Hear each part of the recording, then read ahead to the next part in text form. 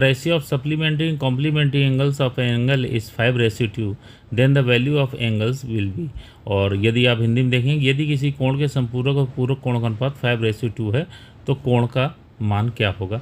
तो पहले इसको समझ लेते। देखिए पूरक कोण, ठीक है, और इधर क्या दिया हुआ, संपूरक कोण, ठीक है। अब पूरक कोण को इंग्लिश में कहते हैं कॉम्प्लीमेंटरी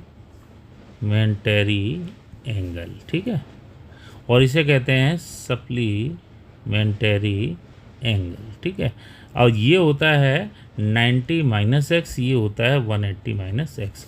कुछ इस तरीके से ये अगर एंगल दिया हुआ है एक्स, तो ये वाला जो होगा ये होगा 90 माइनस एक्स। सिमिलरली यहाँ पर अगर कुछ इस तरीके से दिया हुआ ये एंगल दिया गया एक्स, तो ये पूरा एंगल आपका होगा सप्लीमेंट्री एंगल, या इट मीन्स 180 माइनस एक्स।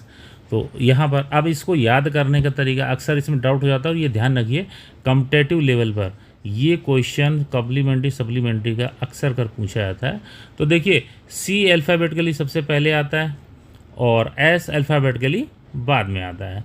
तो हम ऐसे याद रख सकते हैं, छोटी संख्या है 90, तो सी पहले आया तो सी के लिए 90 डिग्री, और एस बाद में आया तो 180 डिग्री। तो यहाँ से अगर आप याद करेंगे तो ज़्यादा बेहतर है। दूसरा तरीका भी है, पूरक में जो है संख्या कम है आपके वर्णों की और संपूरक में ज़्यादा है, तो ज़्यादा के लिए 180 डिग्री और कम के लिए आपकी 90 डिग्री। चलिए क्वेश्चन पर आते हैं। जैसे मान लीजिए 5.2 दिया हुआ है, 5 वाला क्या था 180 माइनस एक्स, और ये 2 वाला कितना था 90 माइनस एक्स। सीधा सीधा कैलकुलेशन है, ये क्रॉस मल्टीप्लिकेशन हो जाएगा। तो 450 minus 5x is equal to कितना आ जाएगा 360 माइनस 2x, ठीक है। तो 5x minus 2x is equal to कितना हो जाएगा भाई 450 माइनस 360। अब कैलकुलेशन कर लीजिए, 3x इज इक्वल टू कितना हो गया भाई 40 50 90, x is equal to 30 degree. तो ये आंसर आ रहा है 30 डिग्री का। अब इसको अगर हम लोग जो है ऑप्शनल करते हैं तो ऑप्शनल भी कर सकते हैं, 30 डिग्री आप वैल्यू पुट करेंगे तो आपका वही आंसर आ जाएगा, कोई बड़ा इश्यू नहीं है।